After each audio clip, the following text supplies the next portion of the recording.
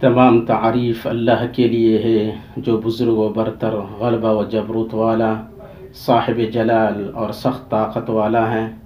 تنہا اسی کے لیے جمال و کمال ہے، اسی کے لیے دعا حق ہے۔ وہ اپنی مخلوق کے ساتھ جو چاہے کر گزرنے والا ہے۔ آسمانوں اور زمین میں جو کچھ ہے وہ سب صبح و شام اس کی تسبیح بیان کرتے ہیں۔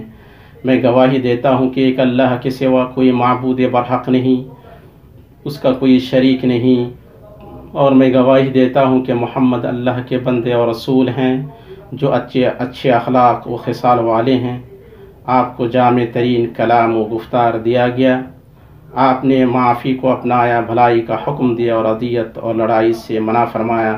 اللہ کا درود و سلام ہو آپ پر، آپ کی بیویوں، آپ کے صحابہ و آل پر، اور ان لوگوں پر جو تا قیامت ان کے طریقے پر چلیں اور ان کی ہدایت کی پیروی کریں اور بہت زیادہ سلامتی نازل فرمائیں۔ اما بعد، لوگوں اپنے رب سے کما حقہ ڈریں اور اسلام کا مضبوط کڑا تھام لیں، اور اللہ سے اس کے دین اور اس کے نبی کی سنت پر ثابت قدم رہنے کی دعا کریں کہ قرار والی جنت میں رحمان کے دیدار سے سرفراز ہوں گے۔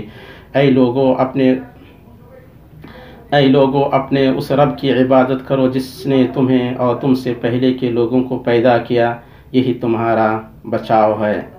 اللہ کے بندو، کوئی بندہ ایسا نہیں جس میں نقائص نہ ہوں، یہ اللہ کی اس کی مخلوق میں سنت ہے، اور لوگوں کے نقائص میں کوئی نقص نہیں دیکھا گیا جو کمال کی طاقت رکھنے والوں کے نقص اور امتیاز کے لائق لوگوں کی لاپرواہی کی طرح ہو۔ امتیاز اللہ کے بندو وہ مقصد ہے جس کی جستجو ہر باشعور معاشرہ اور ہر باہمت فرد کرتا ہے۔ یہ ان مقاصد میں سے ایک نمایاں مقصد ہے جن کی جڑیں اسلام نے پختہ کی ہیں اور ان پر زور دیا ہے اور بتایا کہ چیزوں میں ان کی کیفیت اور امتیاز کا اعتبار ہے، نہ کہ ان کی کمیت و ذرات کا۔ اللہ نے فرمایا تاکہ تمہیں آزمائے کہ تم میں سے اچھے کام کون کرتا ہے۔ اس نے یہ نہیں کہا کہ زیادہ کام کون کرتا ہے، کیونکہ حقیقت کا اعتبار ہے نہ کہ شکل کا، اور پرانی کہاوت ہے جھاگ کے نیچے صاف خالص دودھ ہے۔ امتیاز اللہ کے بندو یہ نہ کوئی تکلف ہے، نہ نفس کا طاقت سے زیادہ بوجھ اٹھانا ہے، بلکہ امتیاز تو اس نفس کے لیے ہمت کو مہمیز دینا اور کوشش صرف کرنا ہے جو امتیاز کے اسباب کا مالک ہو اور اس کے پاس اس امتیاز کے مقام تک پہنچنے کی ہمت ہو جس سے بندہ اس مقصد کو پانے کے لیے بیش بہا اور قیمتی چیز خرچ کرنے پر آمادہ ہو جائے۔ لوگوں میں کوئی فرد نہیں مگر اس کے اندر امتیاز کی کوئی خوبی پوشیدہ ہے، ہاں البتہ اسے ظاہر کرنے اور اس سے غافل رہنے اور اس بات میں وہ ایک دوسرے سے مختلف ہوتے ہیں کہ آیا ان کے لیے ہونہاروں کی دیکھ ریکھ کے مراکز متوفر ہیں یا نہیں، اور صاحب امتیاز کو صلہ دینے کا اصول پایا جاتا ہے یا نہیں۔ جیسے سزا آدمی کو اس چیز سے روکنے والی ہے جو اس کے لیے قبیح ہو، ویسے ہی صلہ بھی آدمی کے سامنے امتیاز کی ہمت کو مہمیز دینے کا بہترین محرک ہے۔ اور اللہ نے انسان کو بے عیب عقل اور صحت مند جسم کے ذریعے صرف اس لیے امتیاز بخشا ہے کہ وہ ان دونوں سے امتیاز کی پوشیدہ خوبی کو دو آتشہ کرے۔ لوگ نہ ذہنی، نہ جسمانی اور نہ معاشی درجے میں برابر ہیں، مگر ان کے اس فرق کے باوجود ہر فرد کو اس چیز میں امتیاز حاصل ہے جسے اللہ نے اس کے لیے میسر کیا ہے۔ کسان ڈاکٹر جیسا نہیں، مگر ان دونوں میں سے ہر ایک کو اپنے اپنے پیشہ میں امتیاز حاصل ہے۔ فقیہ قلمکار کی طرح نہیں، لیکن ان دونوں میں سے ہر ایک اپنے اپنے فن میں صاحب امتیاز ہے۔ امتیاز حقیقت میں کوئی مطلق خوبی نہیں جس میں نسبیت داخل نہ ہو۔ کوئی مطلق امتیاز نہیں ہوتا ہے، بلکہ ہر ایک کو اپنا شائع نشان امتیاز حاصل ہے، اور کوئی فرد ایسا نہیں جس کی صفت کمال تام ہو۔ جس چیز کو پورا حاصل نہیں کیا جا سکتا ہے اس سے پورا چھوڑا نہیں جاتا، اور صاحب امتیاز کا پہنچنا دیر ہی صحیح اس بات سے بہتر ہے کہ کبھی نہ پہنچے۔ اگر وہ صف اول میں نہ ہو سکے تو اس بات کی کوشش کرے کہ صف آخر میں نہ ہو سکتا ہے کہ اس کا امتیاز اس بات میں ہو کہ اس وقت ناکام نہ ہو جس وقت ناکاموں کی کثرت ہو۔ جیسا کہ اس کا عدم امتیاز اس وقت ناکامی شمار ہوگا جب امتیاز والوں کی کثرت ہو، اور اس میں ٹھوکر کھانا داخل نہیں، کیونکہ ٹھوکر کھانا امتیاز کے دروازوں میں سے ایک دروازہ ہے جن کے واسطے سے ہی امتیاز تک پہنچا جا سکتا ہے۔ محض ٹھوکر کھانے میں کوئی عیب نہیں، بلکہ ایک ہی ڈھنگ سے بار بار ٹھوکر کھانے میں عیب ہے۔ نبی صلی اللہ علیہ وسلم نے فرمایا، مومن ایک سوراخ سے دوبارہ ڈسا نہیں جاتا ہے، بخاری و مسلم۔ ہاں، مگر آدمی کو چاہیے کہ اپنی ہمت بلند رکھے اور اپنے امتیاز کی کوئی حد مقرر نہ کرے، کیونکہ بلند ہمت جب مطلوب اعزاز کے حصول کے لیے کود پڑتی ہے تو ستاروں سے کم تر چیز پر قناعت نہیں کرتی ہے۔ امتیاز حقیقت میں اللہ کے بندوں موجود کا خرچ کرنا ہے، غیر موجود کا تکلف کرنا نہیں، اور ہر آدمی ان میدانوں کو بہتر جانتا ہے جن وہ امتیاز کے لائق ہے، اور ان میدانوں کو بہتر جانتا ہے جو نہ اس کے لائق ہیں اور نہ وہ ان کے لائق ہیں۔ نبی صلی اللہ علیہ وسلم اپنے صحابہ کے سامنے یہ معنی واضح کرتے جب ان میں سے ہر ایک کی ہمت محسوس کرتے۔ چنانچہ جب ایک آدمی نے آپ کے پاس آ کر اپنی حالت کی شکایت کی کہ اے اللہ کے رسول، اسلام کے احکامات مجھ پر زیادہ ہو گئے ہیں، اس لیے آپ مجھے ایسا حکم دیں جس سے میں چمٹا رہوں۔ آپ صلی اللہ علیہ وسلم نے فرمایا، تمہاری زبان اللہ کے ذکر سے ہمیشہ تر رہے۔ اسے ترمذی نے روایت کیا ہے۔ اور ابو ذر رضی اللہ تعالیٰ عنہ کہتے ہیں، میں نے عرض کیا، اے اللہ کے رسول، کیا آپ مجھے کسی ذمہ داری پر نہیں لگائیں گے؟ سو آپ صلی اللہ علیہ وسلم نے اپنا ہاتھ میرے کندھے پر مار کر فرمایا، اے ابو ذر، تم کمزور ہو اور یہ امانت ہے، یہ قیامت کے دن رسوائی اور شرمندگی ہے، سوائے اس آدمی کے جو اسے اس کے حق کے ساتھ لیا اور اس میں اپنی ذمہ داری کو ادا کرے۔ اسے مسلم نے روایت کیا ہے۔ اس کا مفہوم ہے اللہ کے بندو یہ ہے کہ کمزور آدمی انتظامی امور میں امتیاز کے مقام تک نہیں پہنچ سکتا ہے، کیونکہ ان میں ایسی قوت کی ضرورت ہوتی ہے جو چیلنجوں کے سامنے کھڑی رہ سکے اور رکاوٹوں کو رام کرنے میں بہتر تصرف کر سکے۔ انتظامی امتیاز تمنا کا نام نہیں اور نہ مجوزہ سوچ کی خوبصورتی کا نام ہے، بلکہ امتیاز اس سوچ میں ہوتا ہے جو عرض واقع پر صاحب سوچ کی قوت سے وقوع پذیر ہو سکے، اور جس کے پاس جو چیز نہیں وہ اسے نہیں دے سکتا ہے۔ عقل مند آدمی اپنے آپ کو اس چیز کے لیے مجبور نہیں کرتا ہے جو اس کی طبیعت اور ان مشغلوں کے منافی ہو جنہیں وہ اچھی طرح جانتا اور کر سکتا ہے، کیونکہ وہ اس وقت بہتر کرنے سے زیادہ برا کرے گا جس وقت اس سے صرف پختگی قبول کی جائے گی۔ اثر میں ہے، یقیناً اللہ پسند فرماتا ہے کہ جب تم میں سے ایک کوئی کام کرے تو اسے پختگی کے ساتھ کرے۔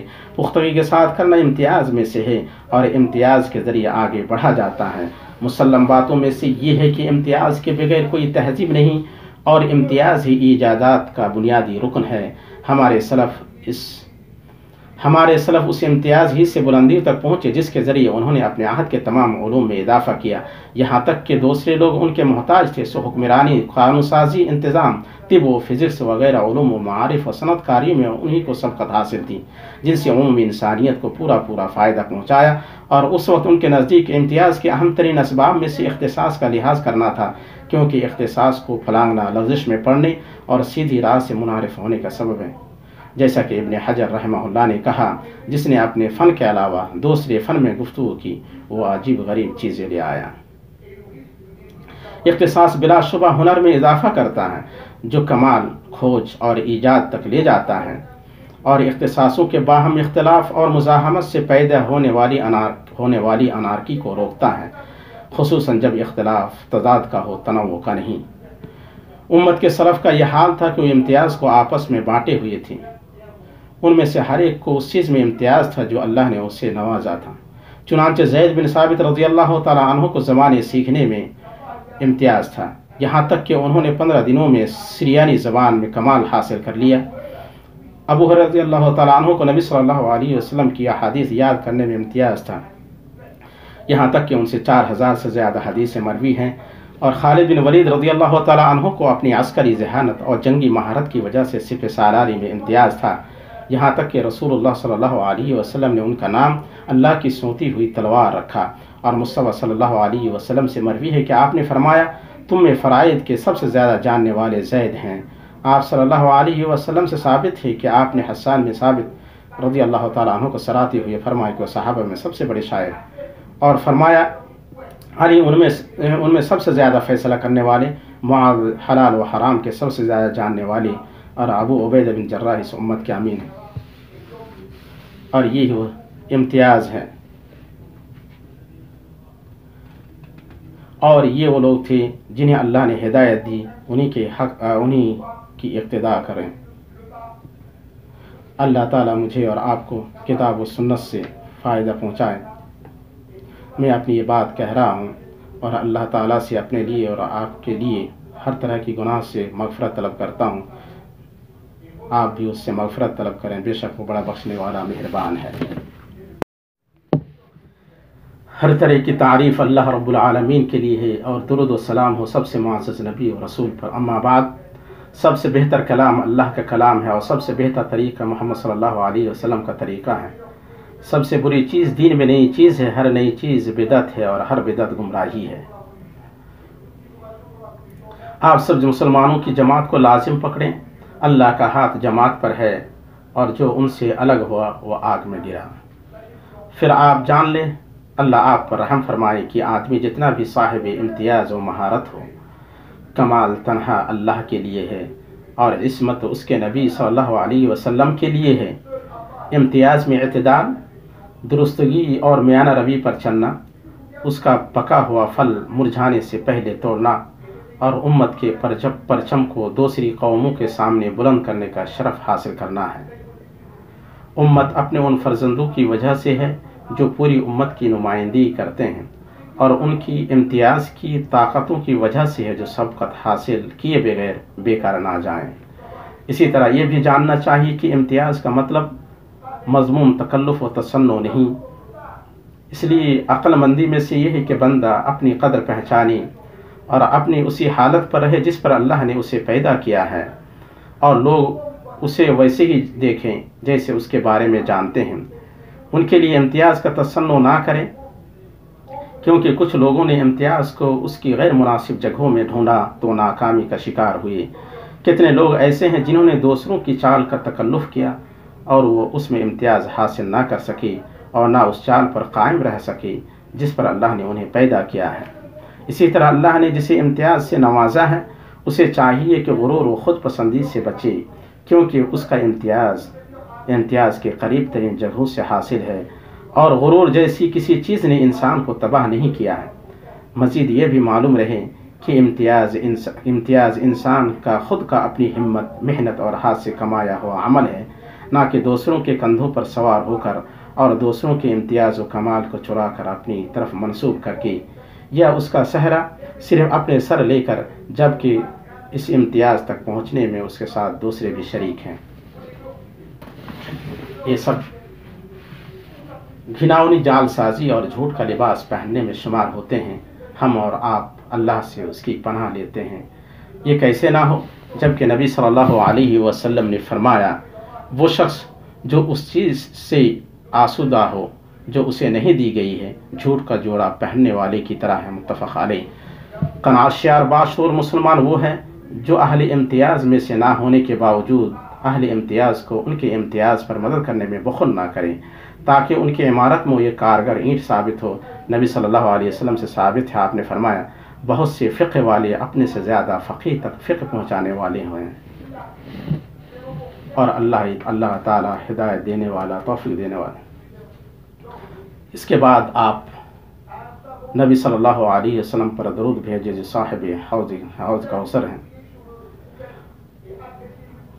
اللہ تعالیٰ نے اس کی شروعات کی پھر فرشتوں سے، اس کے بعد آپ سے، اے مومنوں، اللہ تعالیٰ اور اس کے فرشتے اس نبی پر درود بھیجتے ہیں، اے ایمان والو تم بھی ان پر درود بھیجو اور خوب سلام بھی پڑھتے رہا کرو۔ اے اللہ تو آپ پر اور آپ کی ذریت پر، صحابہ پر درود نازل فرما۔ اے اللہ تو راضی ہو جا خلفاء راشدین ابو بکر، عمر، عثمان سے اور تمام صحابہ سے اور تابعین سے، اور ان کے ساتھ ہم سے بھی راضی ہو جائے یا ارحم الراحمین۔